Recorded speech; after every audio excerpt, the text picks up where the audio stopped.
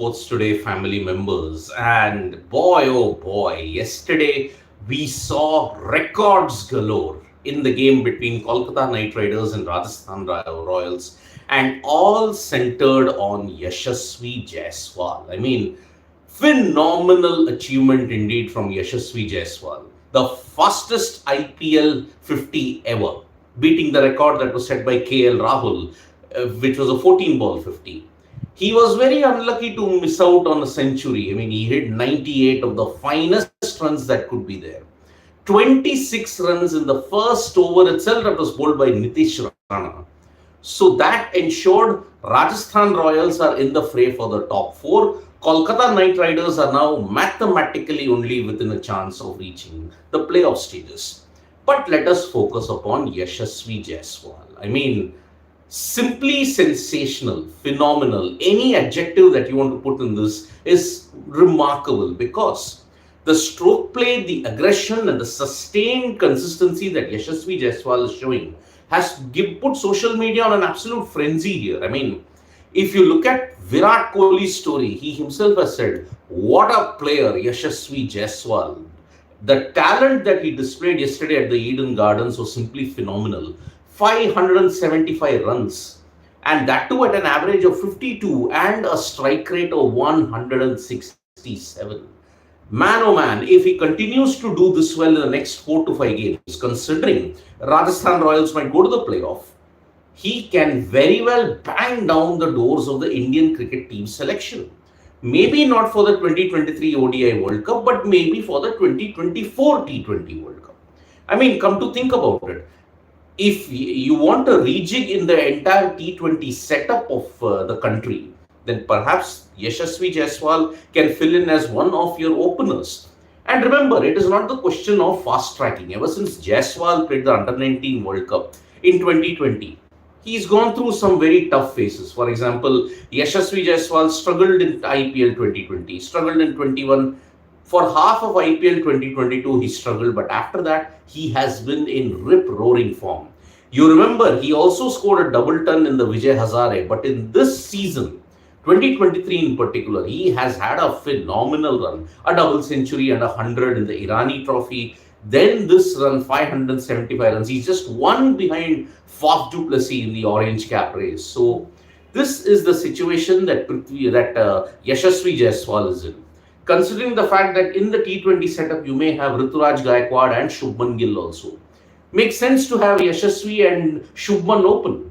And then maybe get Rituraj at 3 and Virat Kohli at 4. And then the rest of the batting can sort out. Suryakumar at 5, Hardik at 6, 7 if he's fit, Rishabh Pant. So in that way, Yashasvi Jaiswal has given an indication that he is ready for the Indian cricket team. And no better opportunity than now to test Yashasvi Jaiswal, because after the World Cup, after the IPL and the World Test Championship, you have a tour of the West Indies. Why not try him in that and then give him a sustained run? Because remember, in the ODI World Cup, it's looking very, very unlikely that Yashasvi Jaiswal will feature. So why not try him out for the T20 setup at least? Prepare for the World T20 in 2024 right away. So Yashasvi Jaiswal, when he was asked that question whether he regrets missing the century, in a very calm, composed and mature manner, Yashasvi Jaiswal said that, I only had one thing in mind, and that was a team victory. We wanted to be on par with the net run rate. We want to ensure that we leave nothing to chance. We just wanted the victory. So Yashasvi Jaiswal does not care about milestones. He just wants to perform and ensure that his team comes to the playoffs and also potentially win the title. Because Rajasthan Royals, they've had a slump. They won 4 out of 5 matches that they played. Then they had a slump. Now they have finally started to peak. If they continue that sustained aggression, because remember, their next game is against Royal Challengers Bangalore at the Savai Mansingh Stadium. If they win that, then they might all but cement their spot in the top 4. That is the situation at this point in time. So kudos to Yashasvi Jaiswal for ensuring that he tries to break down those doors of Indian cricket team selection. 575. He has a 750, 800 run IPL. Why not? Why can't he get into the Indian cricket team for the 2024 T20 World Cup? It all begins now. But there was some criticism that was leveled from some quarters for Suyash Sharma. I mean, Suyash Sharma, when the Kolkata Knight Riders were all but done, they had no chance of victory. Suyash Sharma was bowling. When Yashasvi Jaiswal was on 94, Sanju Samson was on strike. He tried to bowl a quick and wide delivery down the leg side. Sanju Samson quickly moved and defended it. Suyash Sharma tried to ensure that Yashasvi Jaiswal missed his landmark, a century. He had a wry smile, and Sanju Samson also just defended out calmly and ensured that Jaiswal had a chance in the next over, which unfortunately he didn't hit it for a 6, but he hit it for a 4. Now, the criticism is that this was very unsporting behavior from Suyash Sharma, because trying to deny a batter a milestone in the way that he tried to do, the Indian public, the Indian cricket public still has not forgotten what Suraj Randeep did to Virendra Sehwag. I mean, when Sehwag was on 99, Randeep bowled a no ball and Sehwag hit it for a 6. But unfortunately, the no ball took precedence and India won the game. Sehwag was stranded on 99. That saw massive criticism leveled at Suraj Randeep. And from that point on, trying to deny a batter his milestone in this way, bowling a wide or bowling a no ball or in any other way, is kind of regarded as unsporting. And Suyash Sharma, maybe not, he must have not tried to do it maliciously. I mean, he tried to ensure that Yashasvi Jaiswal's milestone would have been not stopped. But was it the right way? Was it the right way for Suyash Sharma to react? Because at the end of the day, KKR had lost. There was no chance for victory. Yashasvi Jaiswal had batted brilliantly to ensure that he deserved a turn. Why did Suyash Sharma have to do that? On the other hand, you can argue that Sanju Samson's assault on Anukul Roy meant that Jaiswal was anyway catching up. He just could not get time to hit a century. So that those are two sides of the story that we have. That Suyash Sharma, perhaps it was unsporting behavior that he tried to bowl a quick delivery down the leg side, but Sanju Samson defended it. In order to deny Yashasvi Jaiswal his century. But Jaiswal did not matter. He just wanted the team to win 98 or 99. He just wanted Rajasthan Royals to win and ensure that they reach the playoffs in the first place. So that is the situation regarding Yashasvi Jaiswal. And today you have Mumbai Indians versus the Gujarat Titans. A very, very important clash for both teams. If Gujarat Titans win, they become the first team to seal their spot in the playoffs. Officially, they'll qualify. But if Mumbai Indians win, then I think you will see the top 3 crystallize automatically. Because remember, if GT beat MI, then the likes of RR, LSG, KKR, RCB, PBKS, even SRH to a certain extent, all these teams get a lifeline if GT beat MI. Because then at 12 to 10, the traffic jam still remains. So in a way, if Mumbai beat GT today, then it is going to be a very problematic situation for the other teams. But if GT beat MI, then you will see a lot of traffic jam even until the mid of next week, which is the last week of the league stages.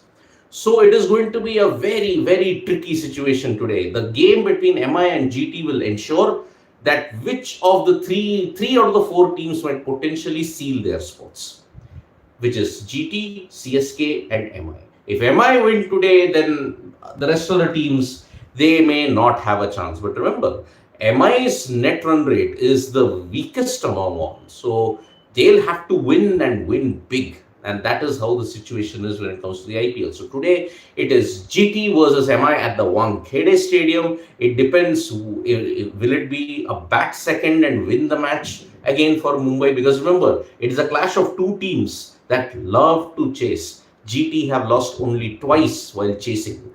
MI, on the other hand, they have achieved 200 plus chases this season. 3 200 plus total chases. 3 200 plus total chases. Remarkable feat indeed. And today's match will determine that. So that is from cricket. When you look at other sports, yesterday it was a bonanza when it came to shooting. You saw Rhythm Sangwan win the bronze, and you also saw Sarabjot Singh and T.S. Divya secure glory in the 10-meter air pistol event, and as they won the mixed team gold in the World Cup. So that was one major incident that we have from shooting. And remember, shooting is one of the disciplines that could fetch India plenty of medals, provided it is included in the future Commonwealth Games. But even in the Asian Games, it's going to be a big, big feat indeed.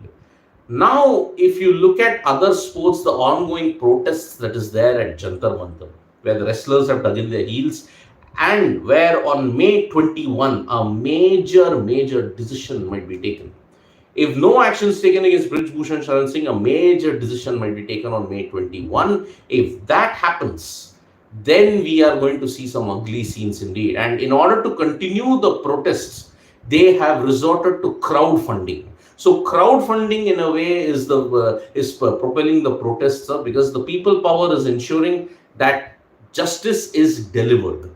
And because of that, now it is going to be a very tough scenario, a very tense scenario for this coming week. Brij Bhushan Sharan Singh, will action be taken against him? That is the major question indeed. So we are all building up to not just the next this double-header week also, which will determine which teams are in that. And if one looks at who will win between GT and MI today, for the sake of the competition, if you want to make it really tense, then I think GT will win against MI.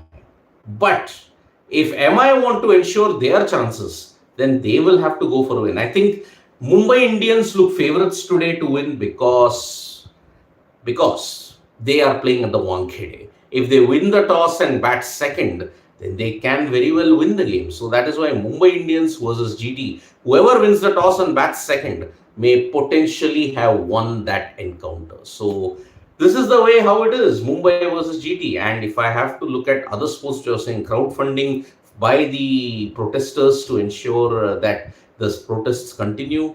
Apart from that, we are building up to the UEFA Champions League semi-finals second leg that will be played on 19th. 19th of May, you're going to see the second leg of the semi-finals. Manchester City and Real Madrid are tied 1-1.